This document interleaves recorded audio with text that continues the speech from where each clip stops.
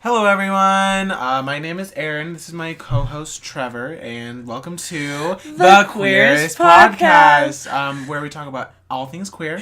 But we don't really talk about anything at all. What's in your mug today, Aaron? Well, Trevor. Today, I have. I kind of forgot what I made.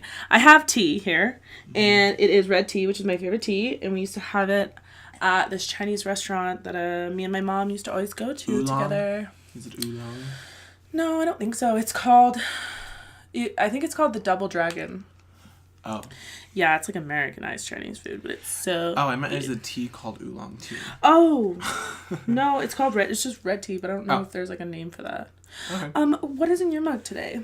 Oh, it's this rosé pink drink that tastes pretty yummy. So I got stressed out researching today's podcast content, so I just need to take a little ease break, and we're gonna have a great time. I'm not stressed anymore. It's just It's a lot of research. A lot of research, but we wanted to make it great. Yeah, so. We wanted to make sure that we had some spooky stories because on Instagram we asked you guys if you wanted spooky stories, and even though it's not Halloween anymore, we can have a spooky Thanksgiving. Yeah, absolutely. We started talking about Christmas folklore, holiday folklore, but now we're just going to tell you some of our interesting spooky stories that we've found today, and we're going to get into that pretty soon. But first off, we're going to be announcing that we officially have a Twitter page. You can follow us on Twitter at The Queerest Co. There we'll be posting just more often as they do on Twitter, as the kids do these days. As those children do these days. Yeah, we just wanted to have like Twitter because we feel like there's a lot of people who maybe don't have an Instagram or maybe don't go on Instagram very much that still want to keep updated on our stuff. Yeah. So yeah, all the links for Instagram, Twitter, our Gmail, anything that you guys need in order to contact us or to follow us will all be in the description below. Yes, and going along with that, we also need to officially say that we changed our social media from the Queerest Podcast to the Queerest Co. Because coming up in a couple segments, in a couple seconds, that we will be transitioning away from solely doing a podcast and also directing more efforts towards community outreach and... How we're going to do that, we're not completely sure for the future, but we have some ideas. So, first off, on our Instagram, we are doing a giveaway. We are, yeah. If you want to enter that, check us out. Yeah, so just take a look at the newest post at The Queerest Co. on Instagram, and you have to be following us in order to enter, and then tagging 3 of your friends or Instagram peoples in the comments, and you can enter multiple times.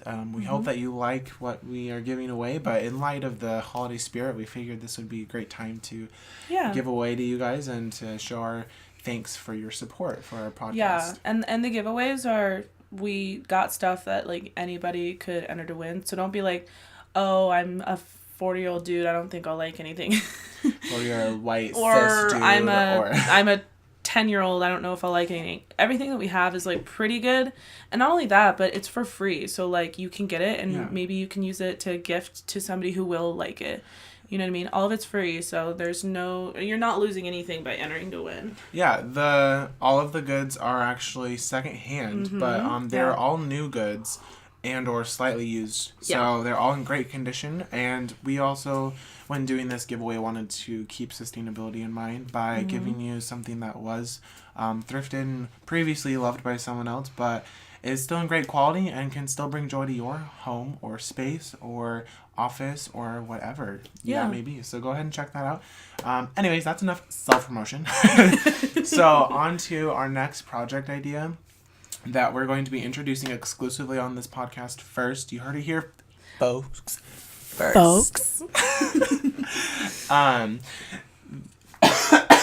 God bless America. Excuse me. Remember how I was sick in the last podcast? Trevor might be getting sick. I just choked on my own spit. Oh, okay. I got too excited. Okay, let's It's a little late here. So, in also furthering the holiday spirit from our giveaway, we will be creating scented candles, i.e. peppermint, vanilla, cinnamon, and pine. They will be made out of soy wax and wood wicks, and all of the jars are thrifted or secondhand. Yep. Shout out to Debbie. She Honestly, gave us 12 pint-sized jars. We found Debbie on Craigslist, $5 for 12 pint-sized jars, and she really came through for us. Honestly, Craigslist can be great, and it can be a little spooky. We don't have any Craigslist spooky stories here for you today, but the community around secondhand goods is very great, and like you can get pretty much anything you need. So we're glad we found Debbie. If you look. Yeah. Anyways, back to the candles. Also, there's something I wanted to mention about the candles is that Trevor says that we're using soy, and we wanted to do this because if we were to use the other wax, which is a lot of what people use is like paraffin or a paraffin soy mix, that would be contributing to like the oil companies because there's petroleum in the paraffin wax. Yeah. So we decided to use soy in order to make it a little bit more eco-friendly. Yeah, the most eco-friendly that we can at this time. Of course, there's other waxes, like natural waxes like coconut and such, but that can get a little pricey, and also this is just the most doable and sustainable for us at this time. Yeah. So, but that being said, if you buy our products that we're selling, so the smaller ones, the half pints are going to be $15, and the 20 pints are the full pints, are going to be $20. And if you guys buy our products, we can put the money back into the company and then afford products that are even more eco-friendly and sustainable, which is like what we want our company to be geared towards. So it's just, not only is it helping us, but it's helping us create a better environment, and also creating a better community, because we decided that at least 10% of the proceeds are going to be going straight back into local LGBTQ youth here in our hometown. And that is, and specifically the initiative we want to tackle and raise awareness around the struggles that queer youth have around the holidays. Especially around the holidays, But in the future, I'm sure we will be donating to other LGBTQ centers and organizations. But for now, we want to educate and help raise awareness about the youth. So that's where we're going. So not only that, but like I said before, like the more you're buying our products, the more that we can give to these communities. So right now we're giving 10% because if we did it any other, it would be hard to like get a profit out of it. So the more that we're willing to sell and the more you guys are willing to buy, we can start racking it up to 20%, 25%. That we're going to be donating. Which we hope to do. Yeah, we hope to get future, there. But since we are just starting out, and maybe we could look and we can do like Kickstarter or something. Yeah, maybe. We could look the profit is solely just to keep the company afloat while we get more awareness or following and more people involved in what we're doing. But we appreciate any support that you guys give us. Just by listening here today, you give us support. So thank you so much. Yeah. All right, so we want to get a little spooky. All right, that's enough talking about all the wonderful things we're doing. It's time to get a little spooky. So do you want me to go first? Go for it. Okay, I think I want to do this little story first because it's not really scary. It's kind of like a scary story you tell like when you're like in middle school and everyone's like freaking out. But I thought it would be a nice light one to start with. I mean, light as it can be. It's a scary story. Okay, so this is called... So I went on to the Scary Stories Reddit page, the subreddit page, and just looked at a bunch of submissions that people had put. So this was like one of the more popular ones. So this is called People. Oh, and speaking of all of this, we have all the lights turned off and we have a couple candles lit so that we can get to the spooky mood. The right mood. Our space heater, because it's cold in here. Yeah, it's really cold in here. Getting some warmth. Yeah, but I think that helps the scary story. It does. Okay. So, a 15-year-old girl named Donna lived with her father in a small house in the suburbs. Ever since her mother died, Donna had depended on her father for everything. They had a wonderful relationship and loved each other very much. One morning, Donna's father was leaving for a business trip. As they ate breakfast, he told her that he would be home very late that night. With that, he kissed her on the forehead and took his briefcase and left. I feel like I should have like a scary story voice. Later that day. Dun, dun, dun. Later that day, when Donna came home from school, she finished some homework and watched some TV. By midnight, her father was still not home, so she decided to go to bed. That night, she had a dream. She found herself standing at the edge of a busy highway. Cars and trucks were whizzing past at unbelievable speeds. At the other side, she could make out a recognizable figure, her father. He was shouting something to her, his hands cupped around his mouth. She could barely make him out, but she picked up on some words. "Don't open the door." Suddenly, Donna awoke, hearing a light tapping noise coming from the downstairs. I'll do. Then someone began to ring the doorbell. Ding dong. Sorry. Sound effects included. She scrambled out of the bed and put her slippers on. Then, dressed only in her dressing gown, she ran downstairs to the front door. Looking through the peephole, she saw her father's face looking outside. He was staring right at her. The doorbell kept ringing insistently. "Okay, hold on, I'm coming," she shouted. She pulled back the deadbolt and was about to unlatch the door when she stopped. She looked through the peephole at her father again. Something about his expression didn't seem right. His eyes were open, but he looked terrified. She slid the deadbolt back into place. "Dad," she yelled through the door. "Did you forget your keys?" Ring, ring, ring. "Dad, answer me." Ring, ring, ring. "Dad, please, I need you to answer me." Ring, ring, ring. "Is there someone out there with you?" Ring, ring, ring. "Why won't you answer me?" The doorbell kept ringing and ringing, but for some reason, her father refused to answer her, despite her cries. For the rest of the night, she was so terrified that she cowered in the corner while the doorbell continued to continuously ring. She eventually fell into an uneasy sleep. At dawn, she woke up and realized that everything was quiet. She crept up to the door and looked through the peephole again. Her father was still there, staring at her with the same face. She cautiously opened the door and was confronted with the horrific sight. Her father's severed head was hanging from a nail above the door. There was a note attached to the doorbell, in crude, scrawled handwriting. It read, "Clever girl." Did I scare you? Cover girl? Cover girl. That's gay? No. It read, "Clever girl." Oh. How old is Donna? I don't know. It seems like she's like a teenager. Yeah. It says at the beginning, a 15-year-old girl. Oh. So his head was in front of the peephole, making that face because it was severed and like hanging from I feel like peepholes you can usually see around. That's spooky. I know. I thought it was like a little scary, but also like a little fun. Sounded like a skinwalker to me. I doubt that's a real story, but yeah. Ooh, skinwalkers. All right, Trevor, what do you got for us? Okay, so next up here, we have done some digging on the national parks of the United States, which I'm sure everyone has at least seen one. But I mean, if you haven't, I think you should. They're beautiful places, very well kept, and most of them have trees and volcanoes. But amongst the forest and the nature that you can find in these parks, there's also disappearing children, mostly. In the past 100 years, there have been 1,100 people who have disappeared from just our country's national parks alone. And a large percentage of these people are innocent young children that are mostly younger than 10.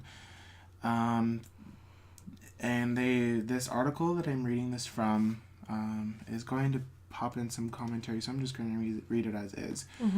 Think for a moment. Does that sound normal to you? When I first learned of the phenomenon of people vanishing from national parks by hundreds, it was on an episode of this TV show. 1,100 people sounded astronomical to me, especially when you consider that they vanished from federal lands, which typically have lots of law enforcement on them. So they go on to question where the public outcry is over this. Like, where's the media covering these disappearances? They say that obviously those that have gone missing must have left behind loved ones and families. Where are the answers to their disappearances? Where have they gone?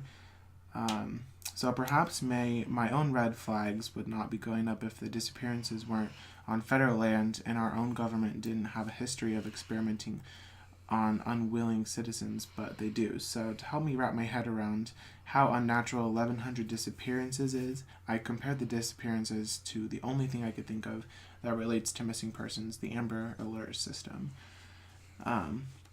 And the article goes later on to say that the national parks don't have records of these missing people, so that's why they...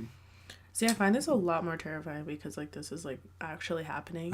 Like, people are actually going missing. It's actually... in this quantity. Could be happening. I mean, this has happened over 100 years, but then they go on to say that just within the year 2013, the Amber Alert system, comparing the statistics, 243 children were alone reported among 194 cases. So within 1 year, just 243, but over 100 years in the national parks, there's been 1,100. So that's a little bit bigger of a time scale, but there's so many kids missing out of this.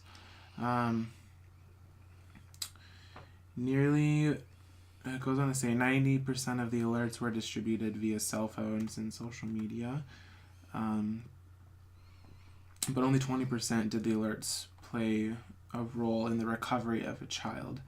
So most of the Amber Alerts actually don't get resolved with a recovered child. Yeah.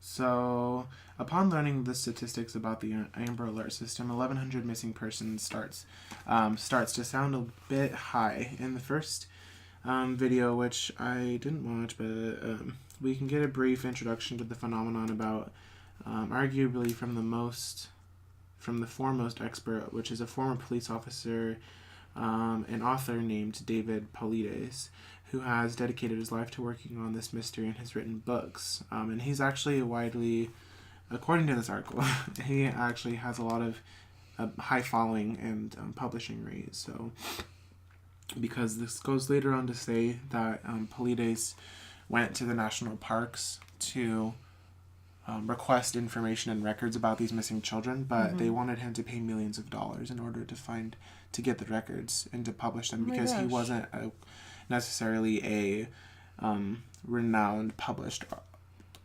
writer or something like that, but he definitely has published work. So, as I had mentioned above, national parks are known for their heavy law enforcement presence, and law enforcement always keeps records of crimes like missing people, homicides, robbery, etc. Imagine David's surprise, especially as a former law enforcement officer, when he requested a list of missing persons from many of the different national parks, and was always met with his response, "We don't keep lists." So that's a bit strange. And it goes on, about the millions of dollars that they wanted him to pay for those records. So, the DC Exposed, which is, I'm assuming, some sort of news, says that the National Parks Service doesn't keep sufficient records on these vanishings, and in fact it appears to be hiding this information from the public. Strangely, a big percentage of these disappearances have clues in common: huckleberries, dogs, swamps, and bad weather. Huckleberries. I know, I was reading about the huckleberries, and we'll get there. So this is almost like a conspiracy theory. It's a little bit, yeah. There's a few factors into it. Obviously, there's children going missing, but it started out, it says that Paulides, the law enforcement officer with the career in law enforcement, the officer, first learned of the disappearances from national park employees who confided their concerns to him about the inordinate amounts of missing campers from the parks and the mystery surrounding them. When he began digging for information, he saw the 28 clusters of disappearances around the country. The number one cluster being Yosemite National Park near San Jose, where Paulides had served as a police officer. So the similarities between the disappearances is the disappeared children are ages 20 months through 12 years, so around the age of 10 or younger. And the elderly ages of 74 to 85. Oh, I didn't read the elderly were also going missing. That's really interesting, though. Yeah, so very vulnerable groups of people. Yeah.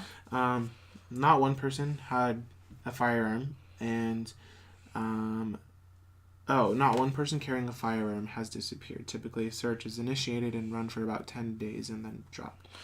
50 of the children who go missing are found dead, and the ones who are found alive are found miles away from where they disappeared, in seemingly areas that are impossible for them to have gotten on their own. The majority of children who have disappeared had dogs with them, and in some cases the dogs returned, but the children never did. They're still talking about children who have gone missing and they were found dead.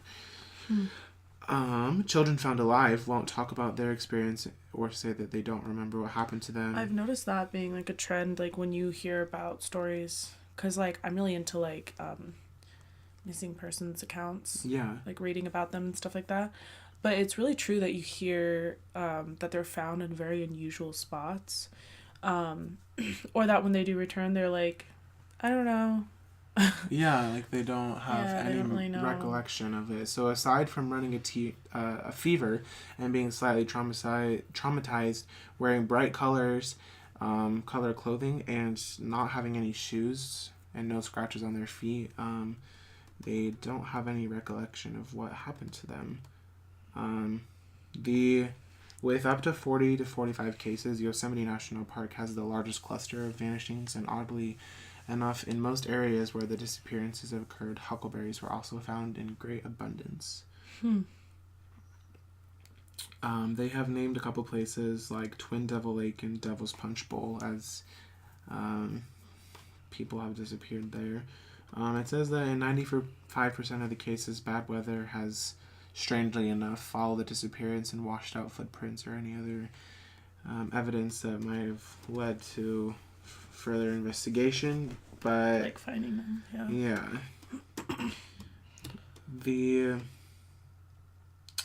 Basically that's all about the children, though. They're going on to talk about other cases and people, like personal accounts of children, but who knows. Go back up. It says, this seems interesting. A young woman was found dead at the bottom of a high cliff from where it seemed she had been flung. Oh my goodness. Right here. It was determined that she had been raped after her fatal fall. So. Oh my god.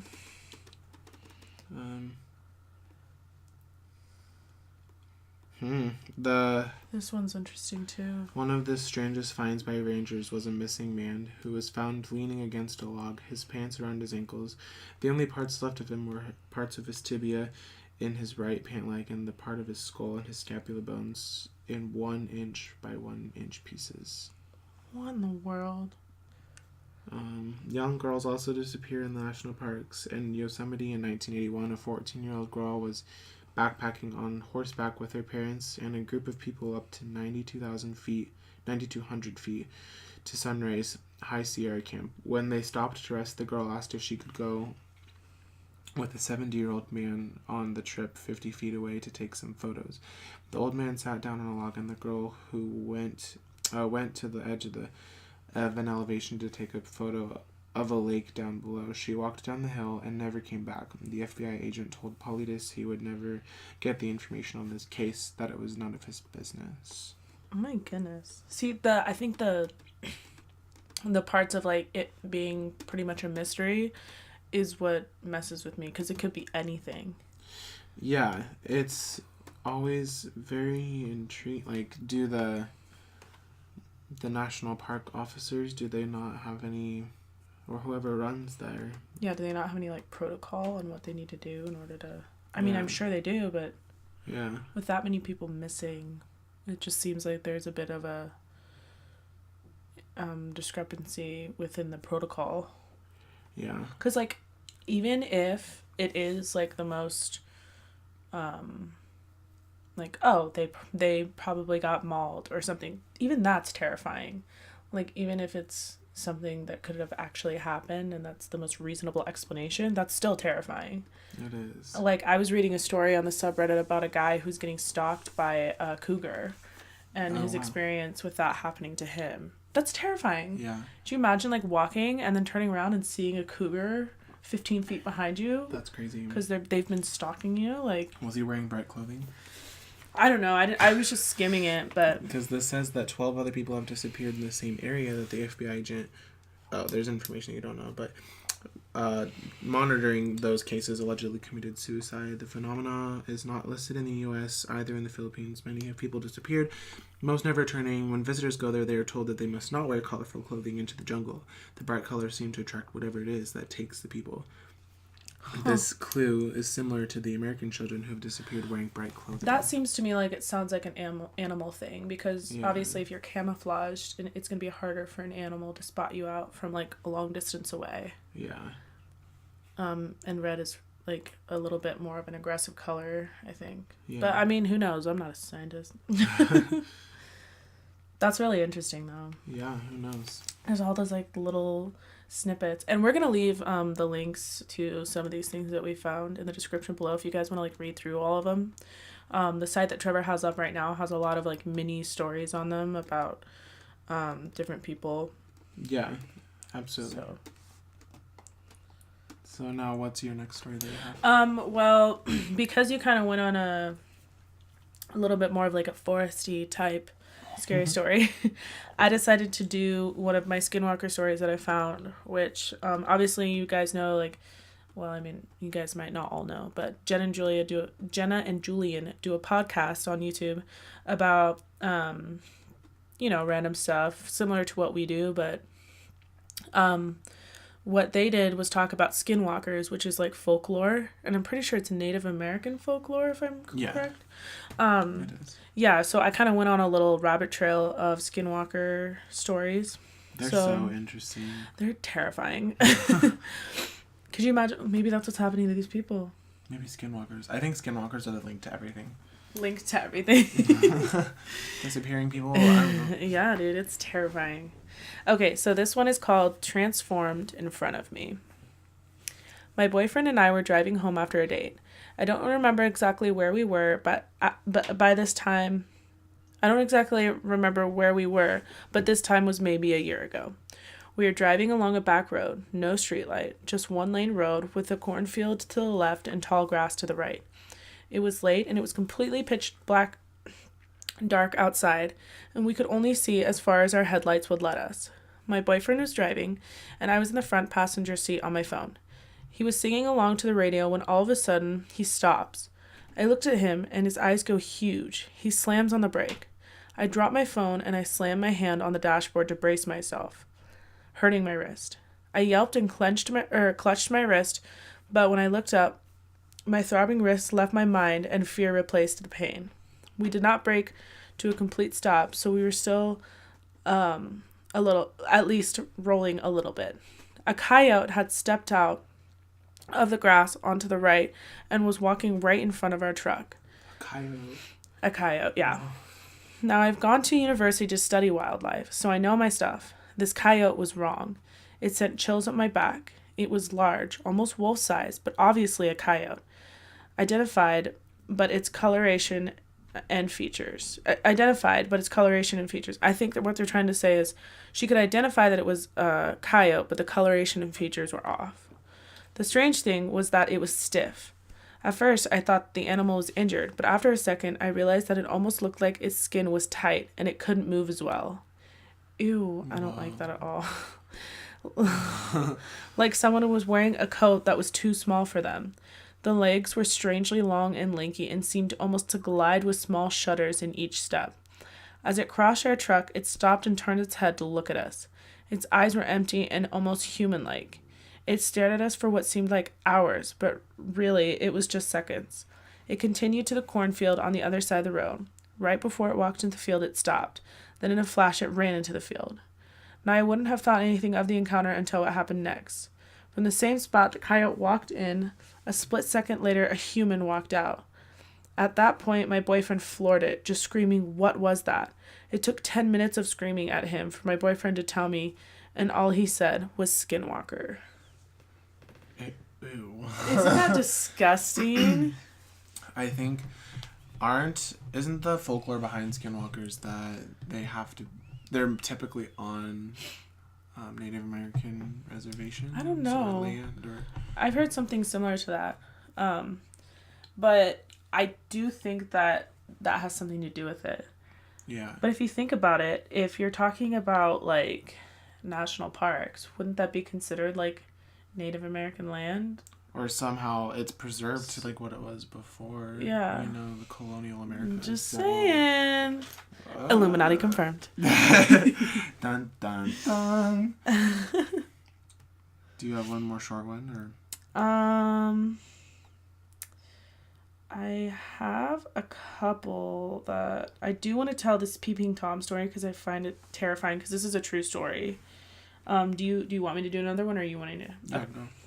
You can do it. So this one is called True Story, My Peeping Tom. So this one is real, which is why it terrified me so much and I wanted to add it. So this happened a few weeks ago. I lived in a rural area, roughly 200 people. The closest town is about 5 miles away. The town is also fairly small. Recently, the town's police department called everyone's house. It was a pre-recorded message saying, "Be on the lookout for a man in his late 30s, early 40s, estimated height 6'2". They go on describing him the best they can, and they end the message with saying, "Unidentified man has been reported as Peeping Tom in your area. Please lock your doors and windows and close all blinds in your home if necessary, call 911 immediately." The message ends there, and I was speechless. Nothing happens around here, but I shook it off because I was located far back away from the main road in a secluded area in the woods. But I did check to lock my doors and windows, but I don't have any blinds in my house. I had a tall, lengthy window that provided natural sunlight. That night, we had a rainstorm, and the next morning, I was letting my dog out on the wooden deck out back. I was shocked to see a trail of dried up, muddy footprints all over the wood. It started from the stairs, and it went up to the sunroom windows, then to the dining room windows, then to the bedroom window. Someone was looking at me sleeping last night. The trail made a U-turn, and it showed that the person had left. It was a good chance that it was a Peeping Tom, but I didn't want to get myself paranoid, so I just forgot about it and went back inside with my dog. That night, I couldn't sleep. I just felt weird. It was around 2 a.m. when I decided to get a drink from the kitchen. I noticed right away, stepping into the kitchen, that my automatic security lights were on out front. But it can be triggered by deer if they get too close to the house. So I got to a cabinet to get glass, but that's when I hear a soft tapping noise coming from the window. I couldn't see outside because the kitchen lights gave a glare. To see outside of curiosity, I turned off the lights and looked at the window. I let out a scream as I saw a man standing at the window grinning at me. He saw my reaction and he laughed. I couldn't hear it, and he gave a taunting wave at me. I stood directly next to the phone and fumbled. I was standing directly next to the phone and fumbled with it because my hands were shaking, but I dialed 911 and told them about the man. When he saw me on the phone, he casually walked away, but was still lingering around my house. I was sitting on the floor talking to the operator when I heard my front door's handle jiggle. It's kind of loose, so it makes a distinct sound when someone shakes it on the other side. I tell the operator that the man is at my door, and she just tells me to stay where I am. The noises stop by my front door, and I'm wondering where he is now. The police finally showed up, and they knocked on my door, announcing themselves. I talked to the officer at my door and tell him everything while 3 other police officers searched my yard with flashlights. It took them 5 minutes to find him. He was underneath my deck in the mud trying to punch out the board that protects my crawl space that leads to the space under my house. He was the Peeping Tom they were looking for. I don't know why it was so tricky for police to find him up to this point, but I'm glad he's gone now. What would you do in that situation? Not only that, but could you imagine if he had gotten into the crawl space? Yeah. And the police didn't find him? And yeah, they didn't know that he was underneath the house. Yeah. Oh, I hate that so much. Could you imagine just some guy? First of all, when she talks about like being in the kitchen and she can't see the lights, so she has to turn all the lights off in order to see. Can you imagine just turning the lights off and just seeing a man standing in front of you? Oh. Yeah. I hate that so much. Just anyone, like any person. Anybody. That kind of reminds me, though, because I don't know if I've ever told you this, but when I was living at the old house, 813, okay. Yeah, right before I moved in with you, me and my roommates, it was like during the winter. The story kind of reminds me of it because we were walking out of the house to go to class one morning, and there was footprints that were walking from the sidewalk that went into, went up into the yard and were standing right in front of Carter's window. Weird. Yeah, and then, like, it kind of, like, you could see that they kind of, like, walked back and forth a little bit in front of Carter's window, and then they walked away and then walked down the sidewalk. And, like, we have no idea, like, who it was or if they saw Carter sleeping or, like, what. That's creepy. I know, and Carter was, like, freaking out, but I was like, oh, it's probably fine. But thinking back now, I'm like, that's really creepy. It could have been anyone. Could have been anybody. And they could have been watching her sleep. It's crazy that they wouldn't have thought about the snow. I guess they just didn't care. You can really tell about the footprints. Yeah, it was literally like a beeline to her window and then walked around a little bit and then they just walked away. Weird. And she was just like, and it was only her window too that they were looking into. So maybe they knew her. Well, like, we knew like a couple people who would walk by every day, and there was like an older man who used to walk by, and she was like, maybe it's him, but he usually walks with like 2 dogs, and there was no like footprints of dogs. Dogs, yeah. I don't know, maybe it was a skinwalker. Maybe it was a skinwalker. Illuminati confirmed. Okay, you can go ahead with yours. Okay, now mine. So, this one is another kind of unfinished, unresolved mystery type, but it is titled Highway of Vanishing Woman. So, along a stretch of highway in Canada called the Highway of Tears, it goes between, We're getting our resources, sorry. Oh, it goes between Prince Rupert and Prince George, Canada and British Columbia. Okay. And the stretch here, I'm just going to read here what this article is talking about. Some of them are personal accounts and some of them are just descriptions. This first one is talking about a girl, Madison Scott. So, there are few roads on Earth more dramatically breathtaking than Canada's Highway 16, the Trail of Tears, where at least 18 women, by some estimates, many more, have gone missing over the past 4 decades. The lonely 837-mile stretch of asphalt slices east-west through British Columbia, winding its way through towering snow-capped peaks, bustling mill towns, and a remote wilderness that feels as if it hasn't been touched since the beginning of time. For generations, the young people of Vanderhoof, British Columbia, have raced through the night down Blackwater Road, their 4-wheel drives kicking up gravel as they spin onto a rutted track, scraped through the evergreen woods, surrounded by Hogsback Lake. By day, this small park is a peaceful spot for a picnic, a paddle, or setting off to hike a stretch of nearby telegraph trail. After dark, Hogsback's shoreline offers a great place to throw a party. On Friday, May 27th, 2011, Madison Scott, aged 20, threaded her hand-me-down 1991 F-150 between fir trees. That's a car. I did not know that. 1901 F-150 between fir trees and parked in a grassy clearing at the edge of the lake. With long ginger hair, green eyes, a big smile, and a spray of freckles across her pierced nose, Maddie radiated life. A 2009 graduate of Vanderhoof's Nechako Valley Secondary School, she stood a sturdy 5'4" and 170 pounds. It's me. Had played ice hockey and rugby. Oh my gosh, we have an LGBTQ plus queen. This must be. We don't want to assume, but she played rugby. So. She's a queen. Growing up in Vanderhoof, a small population of 4,800, Milltown punched square on the sawdust belt of this rugged Canadian province. Maddie was a small was a real northern BC girl. She dressed up for a dance, but was also comfortable atop a horse, dirt bike, or snowmobile. Queen. She could handle a socket wrench and had recently begun an apprenticeship as a mechanic in her father's shop. Maddie's softer side showed a passion for photography. She focused her camera on birds, flowers, friends, and especially her younger sister. During one long exposure, an uncharacteristically serious-faced Maddie posed on a bleak, snow-covered field. She set off the flash, then walked out of the frame, leaving a haunting image of her body dissolving into the night. In the winter of 2010, one of her cousins commented on the photo on Facebook saying, "I don't like ghost stuff." Maddie replied, "Haha, you're a baby."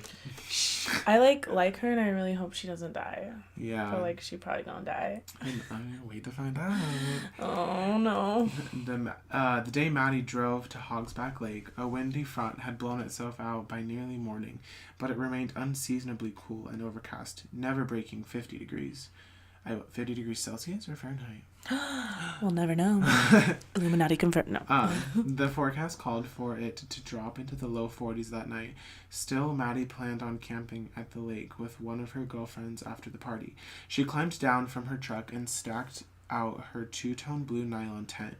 Then, dressed in a black t-shirt and capri jeans, she joined the fun. The clearing filled with about 50 people, all from the Vanderhoof area, a mix of 18 to 25-year-olds with a few oldsters mingled in.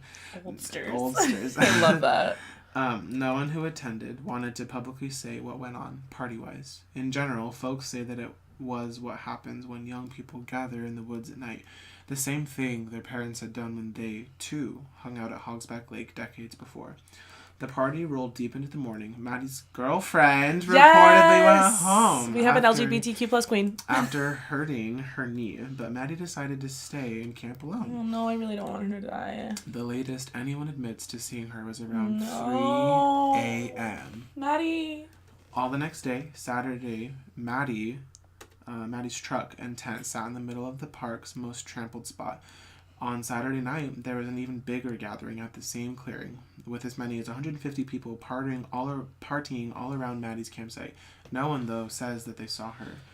Well knowing in the small town, Maddie had dozens of friends and a large extended family that owned part of a local lumber mill and Vanderhoof's grocery store, Scott's Foods. She was also an experienced camper who'd been to Hogsback many times. Still, by Sunday morning, when not one of her friends or family had heard from her since the party, Maddie's parents, Eldon and Don Scott, drove out to the lake. They found her truck and tent and purse intact, but no Maddie. They immediately called the Vanderhoof detachment of the Royal Canadian Mounted Police. Wouldn't that be awesome to be part of the Royal Canadian Mounted Police? Honestly, sorry, I just really like that title. Career goals. When the Mounties arrived, they didn't see any signs of struggle, a flat tire, or any other reason Maddie would have ditched her truck, or any bear or cougar attacks. Maddie's keys and iPhone were gone. It looked as if she'd simply walked off or gotten into another vehicle. However, with the Scots prominent in the community, and Maddie known as a responsible, hardworking kid, there was no hemming or hawing about whether this was a legitimate missing person case. Something was obviously amiss, says RCMP Sergeant Rob Vermeulen. The local police called in search and rescue teams from Vanderhoof, the small neighboring communities of Fort St. James and Burns Lake, and northern BC's largest cities, Prince George, an hour east on Highway 16. They also quickly looped in BC's North District Major Crime Unit, but Madison Scott had disappeared into the night. One young woman from a close community gone missing is heartbreaking enough. Go a little wider on the map, though, and Vanderhoof becomes just another of a series of tragic waypoints along a slice of northern BC where there are dozens of unsolved cases of women and girls who have vanished or been murdered going back for decades. The only link between many of these cases remains proximity to Highway 16, a road now infamously known as the Highway of Tears. Now, I looked up the Highway of Tears, and there are yellow signs all throughout that say, girls, don't hitchhike, caution, on the Highway of Tears, killer on the loose, and it has, like, pictures of victims and... Oh my god.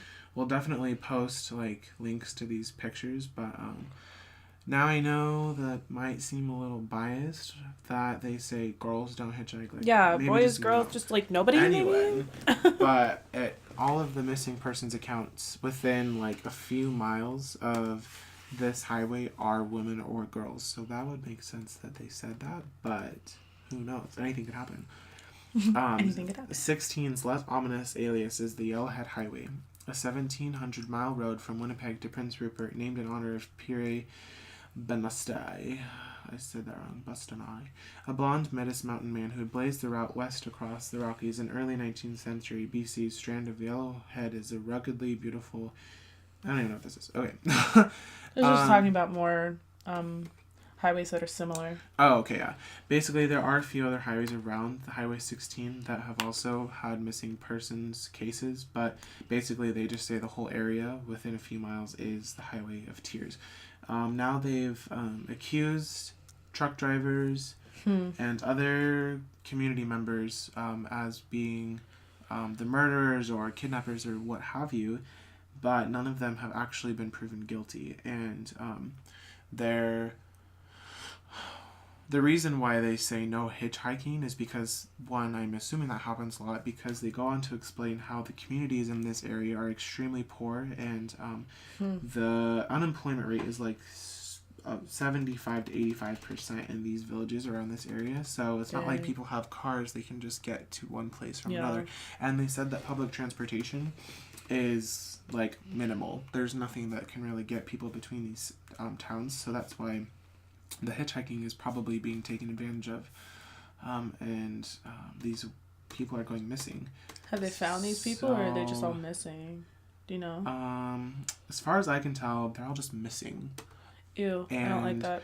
I looked up the highwayoftears.com, and there is cases of the missing people, and for instance, Gloria Moody from Bella Coola was 26 years old when she disappeared. She was last seen leaving a bar in Williams Lake October 25th, 1969. Her brother accompanied her to several bars on October 25th. These establishments were the Lakeview, the Maple Leaf, and Ranch Hotel. Described as Aboriginal, very trusting, helpful, and always in a very happy mood, her nude body was found by two hunters in a wooded area at a cattle ranch 10 kilometers from Williams Lake on October 26th, 1969. She had been sexually assaulted, beaten, and bled to death from her injuries. Her two children were only 3 and 4 when they lost their mother. Okay, so they did find her body. So there actually is so many accounts. I feel like if you find the body, then you have at least a little bit of like closure. Of evidence. Yeah, there's some closure, but maybe it was the evidence though. Like if she was sexually assaulted, I wonder how they haven't. Maybe they found DNA, but there's just nobody to match it to. Yeah. It's just interesting. We'll leave the link to this one as well. We don't know exactly what happened to Maddie. It just says that she disappeared. But there is several cases. So that's crazy. Yeah, don't hitchhike in Canada. I don't like that at all. I don't like the stuff that's real, because it's like, There's a song. Never mind. I'm not doing that. What's going on? I don't know, bro. But talking about highways in the middle of nowhere. Yeah, didn't you have an experience with that? Yeah, okay. So I had somewhat of a really I've never had really like any ghosty things happen to me, or I've never been haunted or anything. The scariest thing that's happened to me is just other people. But I mean, this could have been anything, or a skinwalker. Skinwalker? That's terrifying. Okay, so... Did she look like a coyote? I'll tell you what she looked like. Okay, so... Started off, it was me and Gabby, my girlfriend, and my friend Savannah. We were driving from the beach to our campsite. So we were all like on this little vacation with my parents. And my parents were driving ahead of us. I think that's what it was, is they were driving ahead of us and we were driving behind them. So we'd finished up at the beach and we decided Right? Yeah, this was in Oregon. We finished up at the beach and we decided that we want to drive back. It was like an hour or so drive from the beach to our campsite. So that being said, it's an hour away pretty much from any town in any direction. And that's like saying the least amount of time. And that's by car, first of all. So this campsite's very secluded. So what you do is you go off the highway. So you take a left off of the highway, and then you go up a really windy road. And this road probably went for 50 miles, if not more. So maybe about a third of the way up the road is where you go over a little bridge that takes you into the camping community. And then there's a whole stretch of campsites within the rest of that mileage, or acreage, I should say. So this means that this place that we were turning on, where it was like the bridge, it was still a significant amount of ways between any campsite. So I would say probably 10 miles away from any campsites. So 10 miles is like, it was between 10 and 15 miles. So it's a significant amount of space between this bridge and an actual campsite. So I wouldn't say we were a third of the way up the road. I would say like a little bit less. Like we just really entered the road. So yeah, we were going up this hill and we turned to go onto the bridge, like how I described. And there is a woman who was standing at the bridge on the corner, and she had long black hair that reached down to her waist, straight black hair. She was wearing like a grayish shawl, I think, and like a white dress that was like body tight. I think it was like fairly close, like it clung to her body. But none of it was like high class or anything. It was like rags almost. And she was either wearing sandals or she was barefoot. None of us could really recall because me, Gabby, and Savannah all saw this. And she was about 9 months pregnant. That's the part that like gets me in this story, because I'm like, okay, maybe it's just... She's not walking. Yeah, I'm like, maybe it's just a woman who, you know... Where's her car? Walked down there completely alone, just standing at the corner, right? And she's pale too. She's very pale. You can't really see her face because it's covered by her straight, long black hair. And as we're driving up, me, Gabby, and Savannah, we all see this, and none of us say anything because we're all just staring at this woman because it's so out of place. And this woman just stares back at us as we turn around the corner and then go up the hill, and she just like goes out of sight behind us. And all of a sudden we all just start freaking out, and we're like, what was that? Like, yeah. Okay, so like there's no reasonable explanation. We've gone over so many different stories, and if you think that there's like a reasonable explanation for this, leave it down in the comments below. Because I cannot for the life of me figure out how or why she's there. Because logistically, it doesn't make any sense. Is she gathering berries in the forest? I don't know, dude. But, okay, this is what I'm thinking. Okay, maybe somebody dropped her off there for somebody else to pick her up. That's, like, the most reasonable thing I can think of. But she doesn't have shoes. But, like, yeah, she's 9 months pregnant. Why would you leave a woman who's 8-9 months pregnant?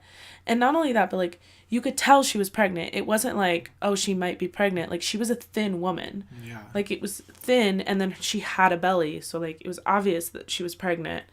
Why would you leave a woman who's, like, pregnant on the side of the road like that? Yeah. To be picked up or something, whatever. She wasn't hitchhiking. She didn't have her thumb out. She was just standing there. And it was 10-15 miles away from any campsites. 100 whatever so miles, 200 miles away from any town. Like, she didn't just show up there. So I literally have no idea. Maybe she just showed up. Honestly, like, thinking back, when I think back to it, it was terrifying the whole time. That was the only experience I've ever had that was like somewhat terrifying.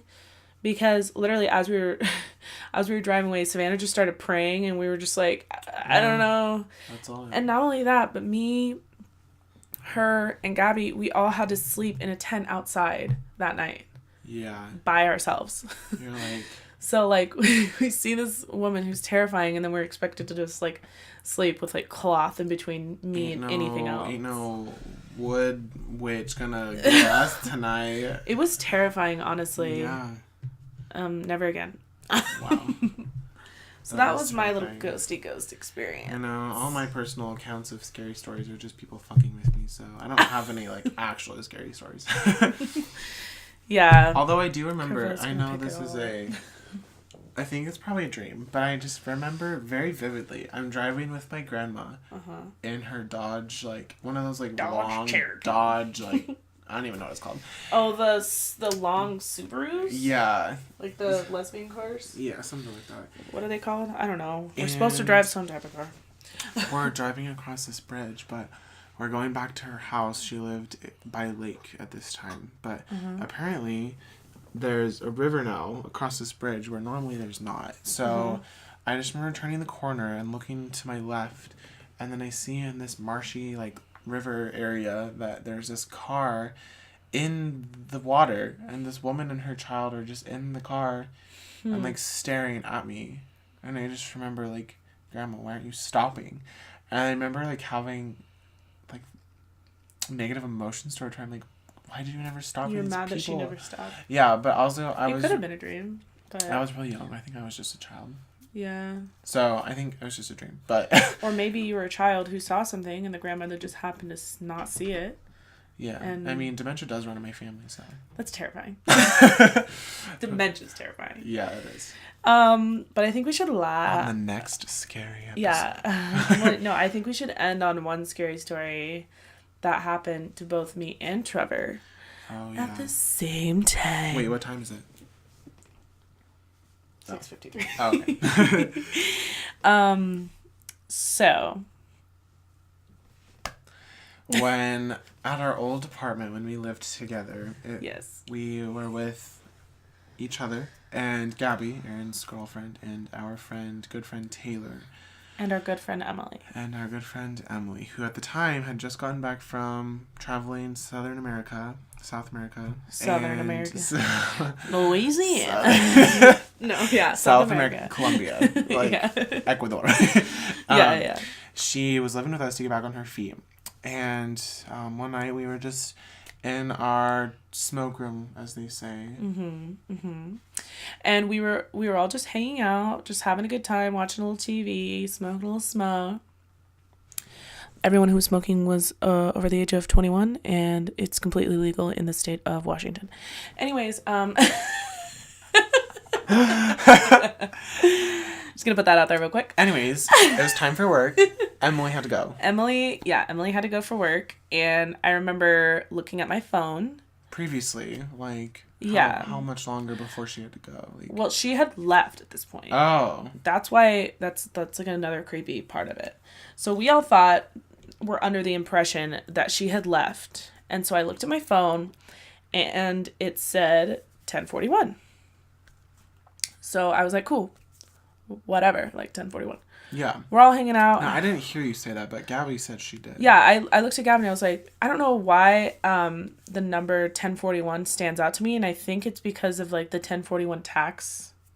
Yeah, the form. Yeah, so immediately like if a number like is involved with something else, I like remember it. So that's why it stuck in my head, because like, oh, 1041. And I think Gabby excuse me. I think Gabby had asked for the time. I need water. I've been talking so much. Do you want rosé? Not trying to go crazy tonight. But I think Gabby had asked me what time it was, and I was like, oh, it's 10:41. So we're all just hanging out, having a good time. And all of a sudden, it had been maybe about an hour. Somebody had asked for the time again, or I was just curious. So I looked at my phone to check the time, and it said 10:41. Again. And it had been an hour, or if not more, could be less. I don't know. Like a significant amount of time had passed. It wasn't like I looked at my phone and then I was like, oh, I wonder what time it is again. I looked at my phone. Like, a significant amount of time had passed. Things had happened in between that time. I look at my phone again and it says 10:41. And I freak out.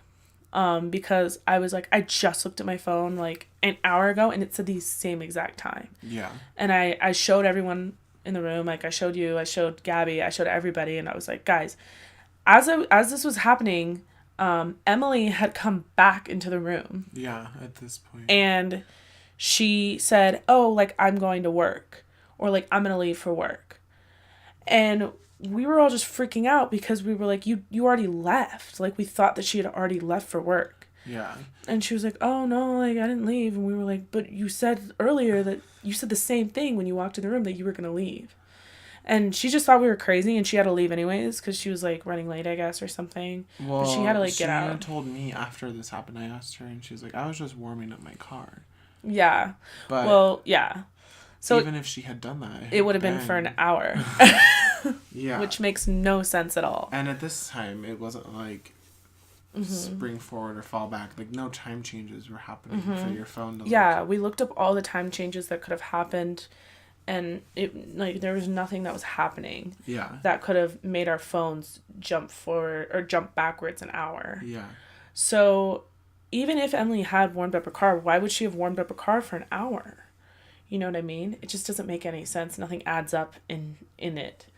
And, okay, let's say maybe I did look at my phone and it said 9:41 and I just somehow messed up in my head that it was 10:41. Still, why would Emily have been warming up her car for an hour? It still doesn't make any sense. Yeah. So then we're all freaking out, and, like, I felt like I should have showed them my phone the first time that I saw that it was 10:41, because I'm the only person who saw that. Where did the time go? Were we in a time warp? Were we in a time warp? Did we go through a wormhole? Like, yeah. Did the magnetic fields get realigned? Yeah, I have no idea. But then, like, as it starts to wind down, I feel like we're going out into the living room now, and which is actually our bedroom at this point. But yeah. Then, as at this point, Gabby looks at her phone and it's at 10 or 41%. Yeah, like, so Gabby looks at her phone and it's at 41%. And my phone's at 10%. And yeah, Trevor's phone was at 10%. Together it was like 10:41. Crazy shit. And now we just have this running joke that every time at 10:41 we're going through a time warp, when we only have like this hour with each other. And, like, we can do whatever we want. We can do whatever we want within that hour, because it's just going to jump back again. So we were all, like, always talking about, like, maybe getting tattoos or, like, getting something where we can all remember that night. Who knows? Maybe we will. Yeah. But if there's a significant thing that goes along with the number 1041, if it's like creepy. Oh, what or, was like, the Bible verse? Oh, we, like, looked up a Bible verse, and it wasn't the Bible verse that said this, but, like, the first article that came up was talking about how time has no meaning or something like that. And Taylor started reading it out to us, and I was like, don't say anything, like, you're cursing us. But it was something like, time has no meaning, there's no purpose within it, and, you know, stuff like that. It was just really creepy. It all correlated somehow, as so it seemed, but yeah. If you have any weird associations, like we were saying, with time or something, we'd love to know your spooky stories. Yeah, or if you know that something creepy that correlates to the number 1041, maybe don't tell us that. Yeah. Or someone's like, oh, that's Satan's time. Like, I don't want to know that. At least it's not the witching hour or something. Yeah. Yeah. Well, thank you guys for sitting with us. For the longest podcast we've ever done. Yeah, the longest podcast we've ever done. This time. I hope that you enjoyed it. I hope you were entertained. I'm a bad host, but what's our outro again? Oh my gosh, it's Thanks.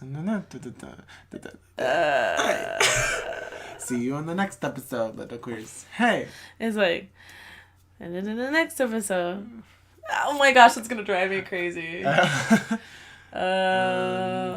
It's been so long. This time around, I think we're really getting our shit together. We're gonna focus on a schedule. Now I know we've been adamant about saying we're never doing schedules, but we've been thinking about it. We're messing around with the idea. Yeah. We'll let you know. Okay, we'll let you know when we start scheduling. So we'll see you on the next episode. Hey!